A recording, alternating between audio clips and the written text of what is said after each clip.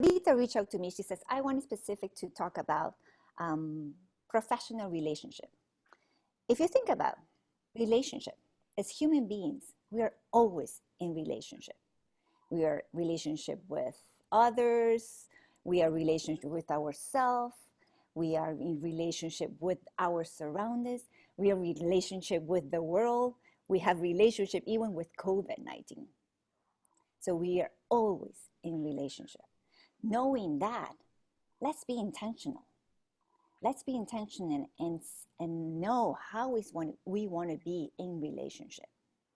So as coaches and relationship coaches, what we do is we don't only coach that individual, but we coach that relationship between two or more people. So we coach what is going on between those two human beings or this group of beings. So today I'm just going to coach Savita. So I'm going to do a little bit of personal coaching, but I'm going to coach the relationship she's talking about, the issue that she has. I'm going to use some techniques called the DTA, is the Design the Team Alliance. And basically what is the Design the Team Alliance is designing the atmosphere. What is that I want this relationship to be? How I want it to feel? What is the atmosphere I want to create? Some say that it's the kind they call the culture, but it's the atmosphere. If you talk about between two people, what is that I want to feel in my relationship with this person? Maybe there's some values that I need to have, or it must be a must, like trust, respect, love. So we design our alliance with the other person or with a group.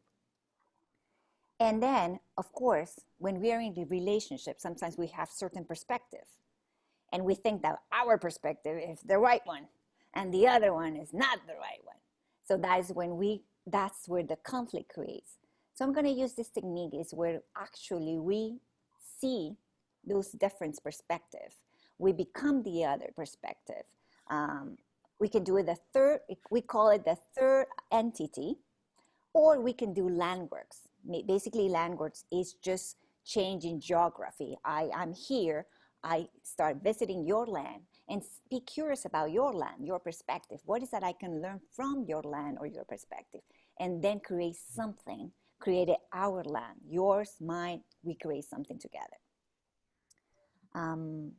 One thing that I will just like to address is, for the relationship to be successful, there are 4 toxins that they should not be in the relationship. One is blaming. When we don't take accountability of our actions and we blame others, then the relationship is not working. So blaming should not be in the relationship. The other one is defensiveness. That's a very common one. When someone says, oh, you make a mistake. No, I did not. And we don't take accountability. We don't take responsibility of our mistakes. So defensiveness is another one that's toxin that should not be there. The third one is content, meaning kind of that sarcasm.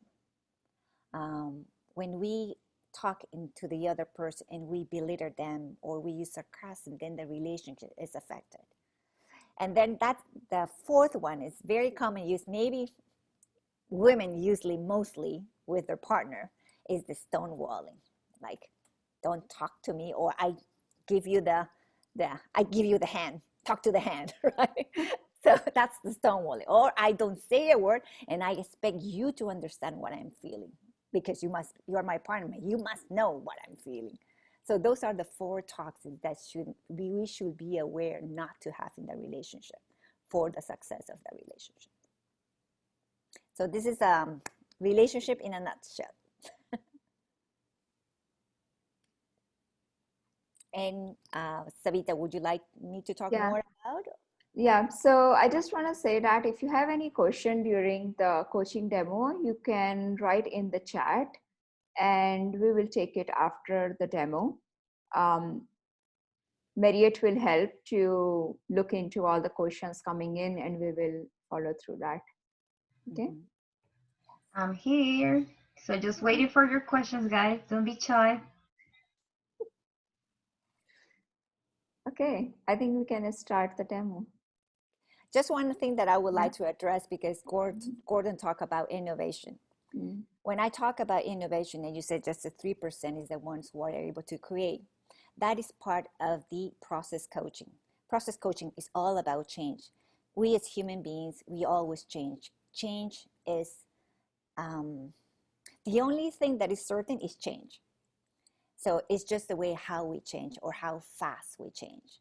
So there are leapers, there are breach, and there's stakeholders. Mhm.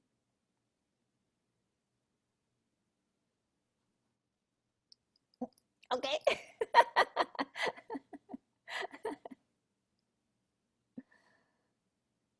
So Okay. then we can start the demo then. And then we will debrief and you just can ask questions and see what's going. So should I pin your video, Savita, so I can see you Mhm. more? Maybe this is just a suggestion. Maybe we can all kind of stop our videos for now and just leave Savita and Ceci um, take ownership of our screen, so you know where to point your eyes during the conversation. Is does it work for you guys? When we do that, Mm. we could use the hide non-video participants. So that Yeah. way, Mhm. only two folks will be on the screen. Okay, awesome. Okay.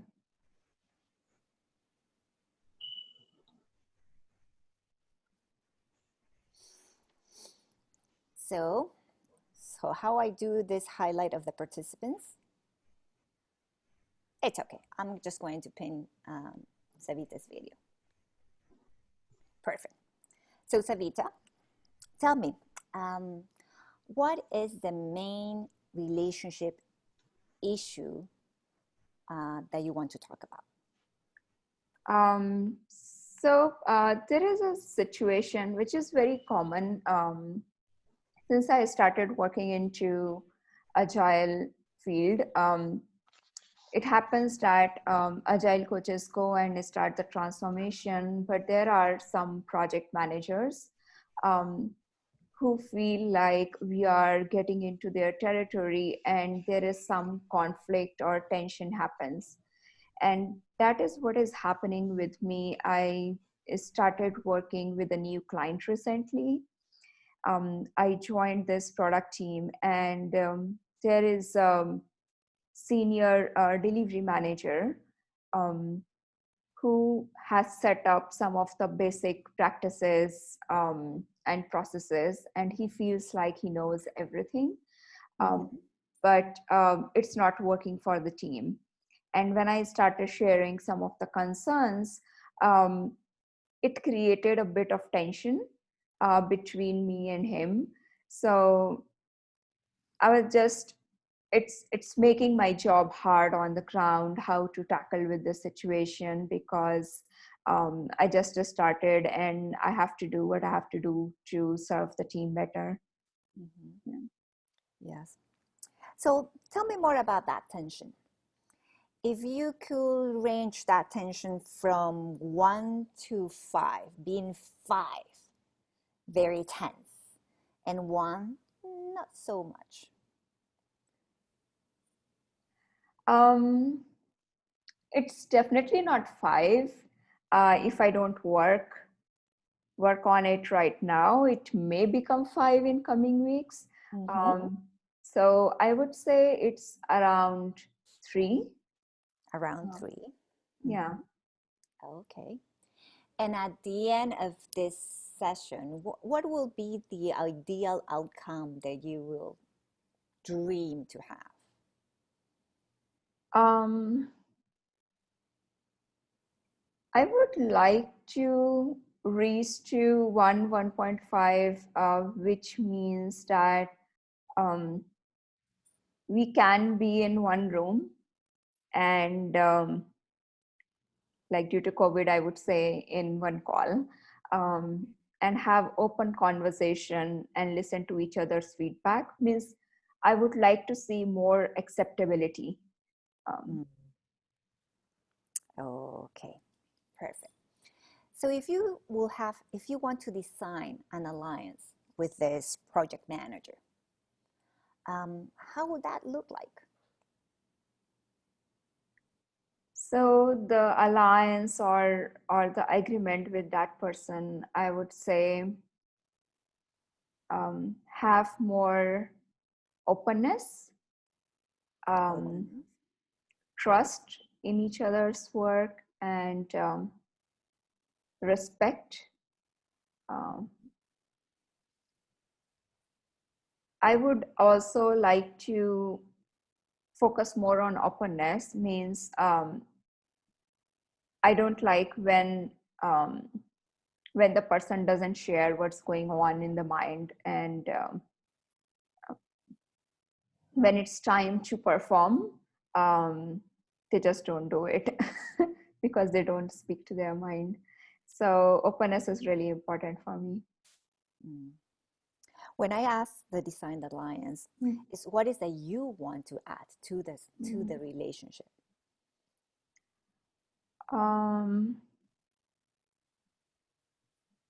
I would like to add respect, because I understand I have to respect first to get the respect back.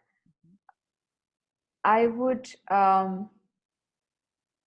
like to create an environment where there is a confidentiality. Means the person knows that if we are discussing few things, it's not going to out to his manager or other leaders. So I will bring confidentiality on the table. What else? So confidentiality, you know that you want to add respect, knowing that if you add you respect first, then you get that respect back. You say something about openness, trust in each other works. Perfect, very good. So now I just want to use your imagination. I'll use another type of channel. If you could imagine or picture this relationship you have with this a specific person, what would that image be? Or if it was a creature, how would that creature be? If it was a metaphor.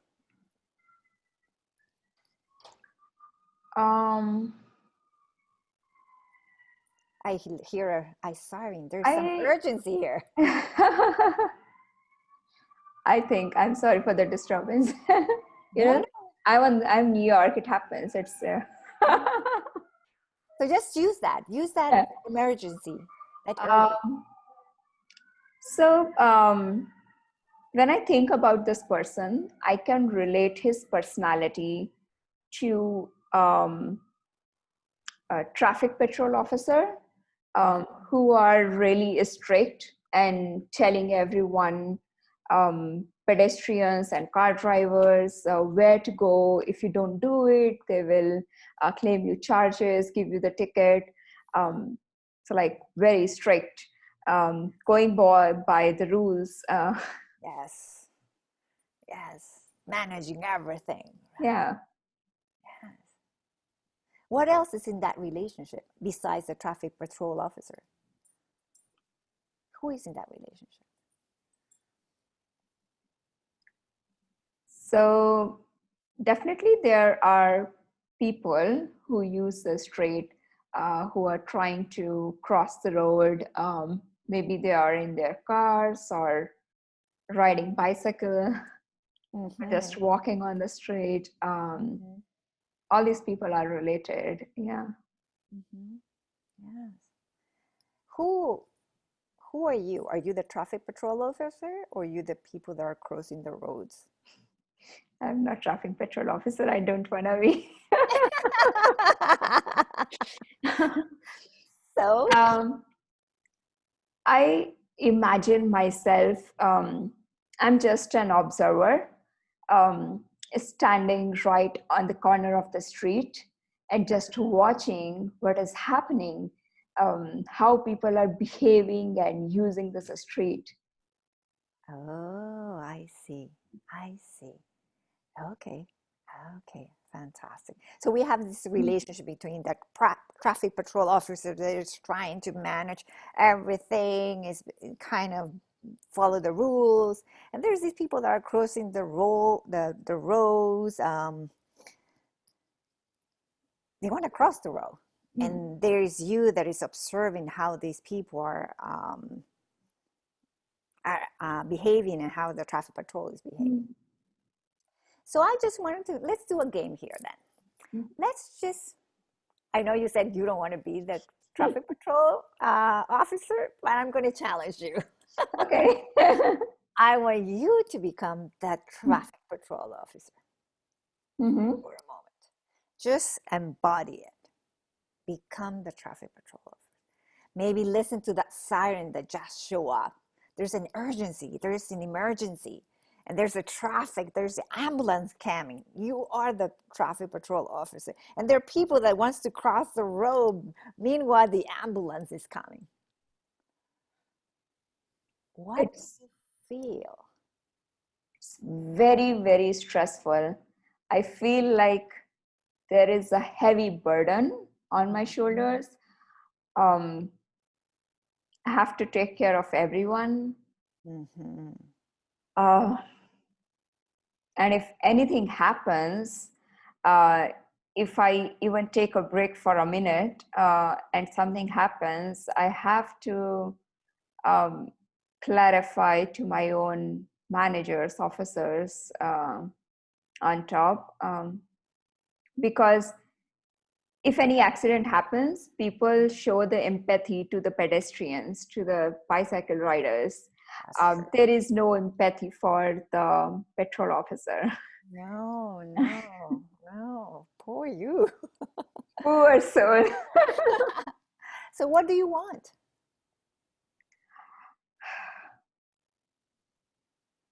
I want everyone to understand this burden and just share this burden with me. I want to feel like other people on the road.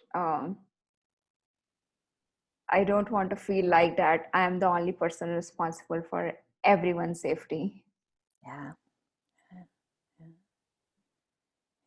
That's a huge responsibility.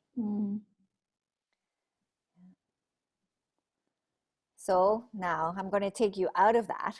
Oh, thank you so much. Take it. That's heavy. Shake it. Do the shake it. Group dance. And now I want you to become those people, right? Those people that wants to cross the road.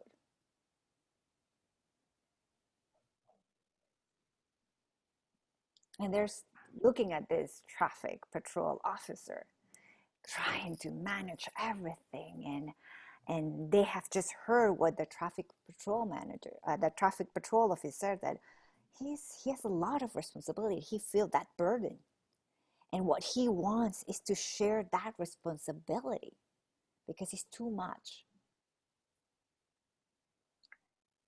Now that you know that, how do you feel?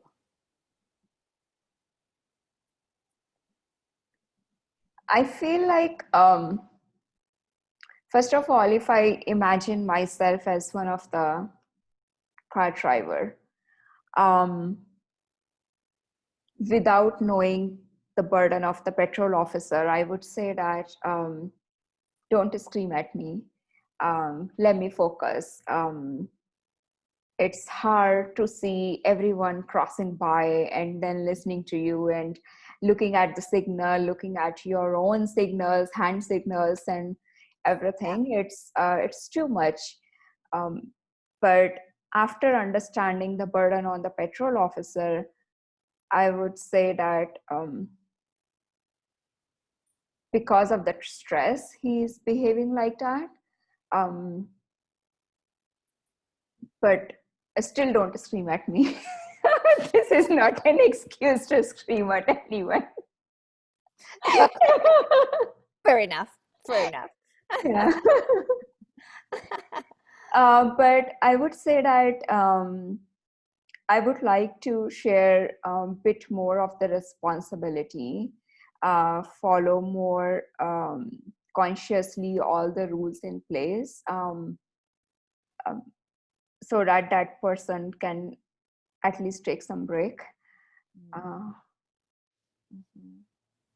Yeah, I'm feeling a bit of empathy towards that person, that patrol officer.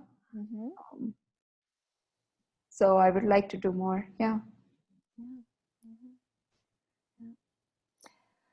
I know you said you don't want to be that pressure patrol officer, but I'm gonna take you there just one more time. Okay.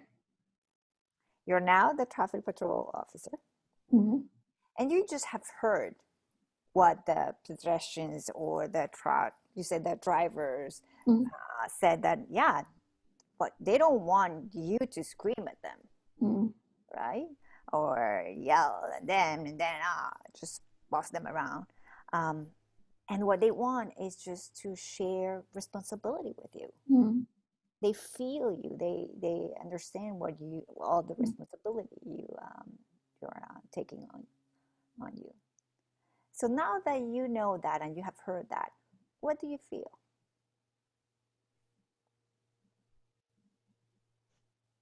So I was thinking that nobody is responsible in this world. When I put the hat of patrol officer. Yes. But now after listening to this car driver, I feel like, yeah, they can take the responsibility. At least there is some willingness to take more responsibility. So I appreciate that.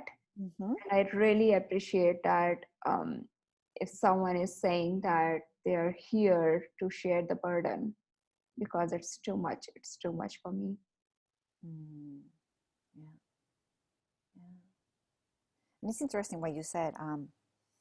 There's the willingness to take the responsibility. You don't know that they will actually take the responsibility, but the willingness itself is a good sign. Yeah. Okay. So now I want you to take this third perspective. So you're going to see the traffic patrol officer in one stand, and then you will see the car truck driver in the other one. And you just saw them having this conversation, sharing what they feel, what they want. So now, looking at them, what is that you know that they don't know?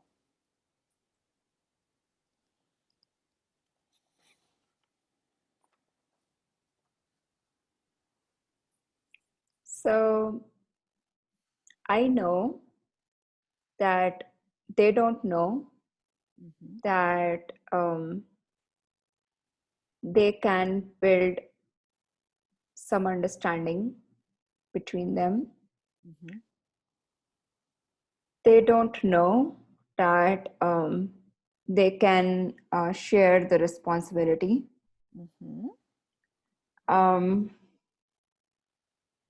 They don't know that there is a scope of collaboration.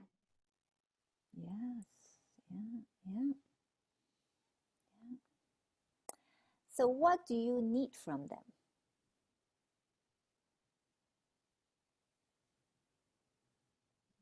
I need from them to talk,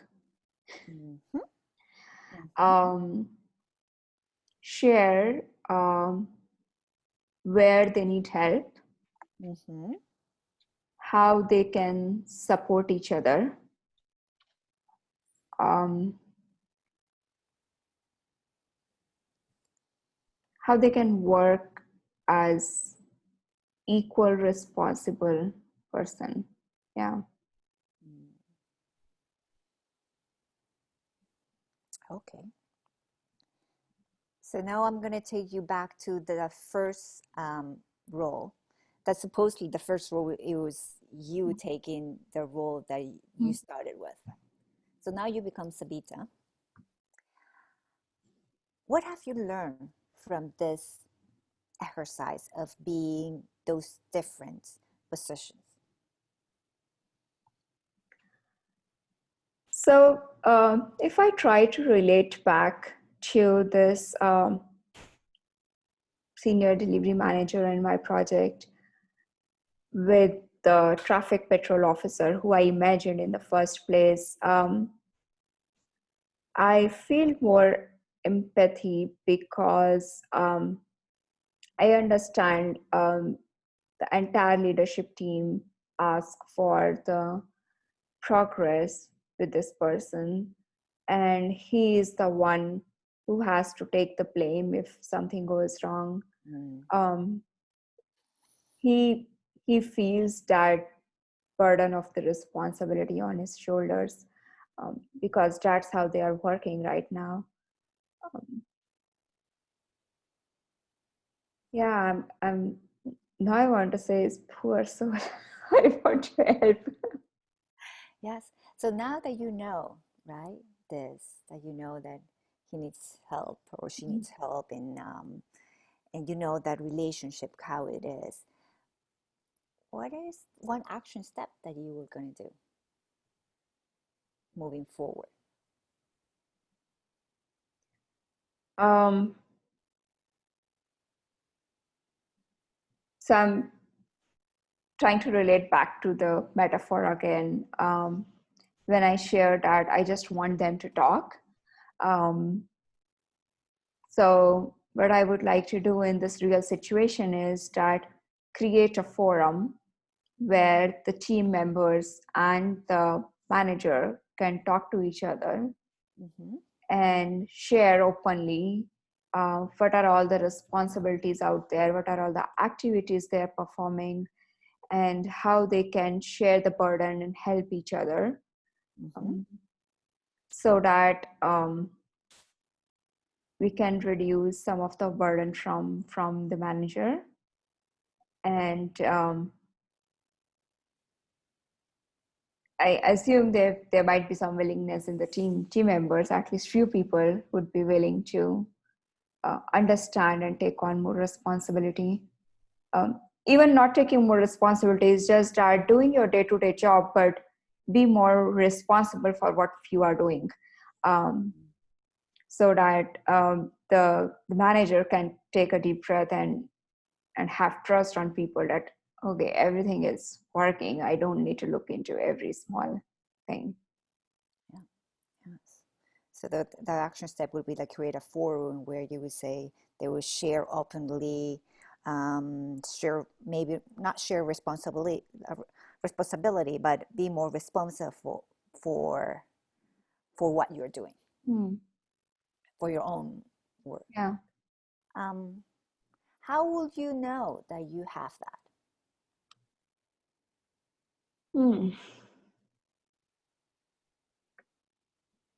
So after the session, it would be easier for me to reflect back and see whether this is happening or not, because there will be some improvement in their behavior of how they are talking to each other and how much manager is involved in day-to-day activities. During that session, it's a bit hard to know how the conversation is going, but definitely if I see that there is more openness and people are exchanging ideas and volunteering to help, that's a good sign.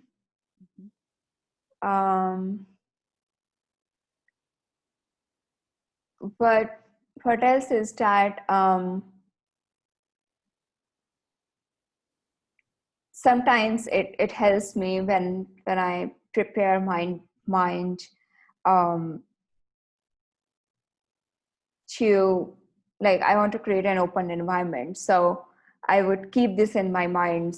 Right now we are having conversation with each other over the video calls. So we are always in front of the laptops. I can put a small reminder on top of my screen to keep reminding myself that I have to facilitate in a way that there is an open environment and people can share with each other openly instead of blaming or showing sarcasm or gossiping on behind. Yes. Yes. Yeah. When will you do that?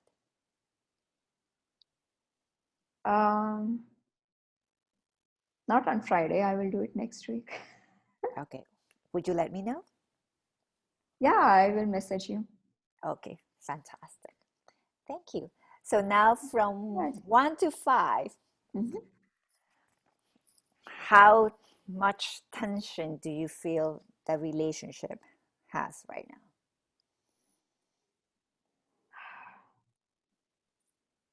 From my side, I would say I'm like 1.5 or so because I feel more empathy.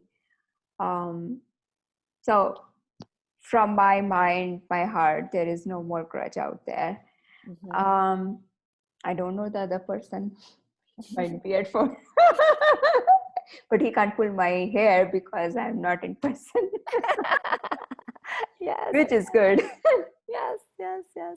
But you said that the outcome that you wanted is to just go into 1.5 and be in one room, in one call where there's open conversations. Mm. And actually, that's the one step that you said that you wanted to create this forum where you all can share openly, share some responsibility or be responsible of your own the work you Yeah. do.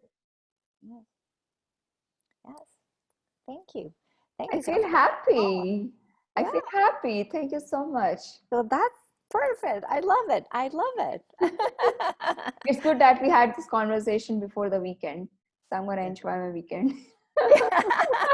So you still have a week to do it. Yeah. Okay. Thank you very much. Thank you, I see Cecilia. there. I see something in the chat here from Yeah. Gordon.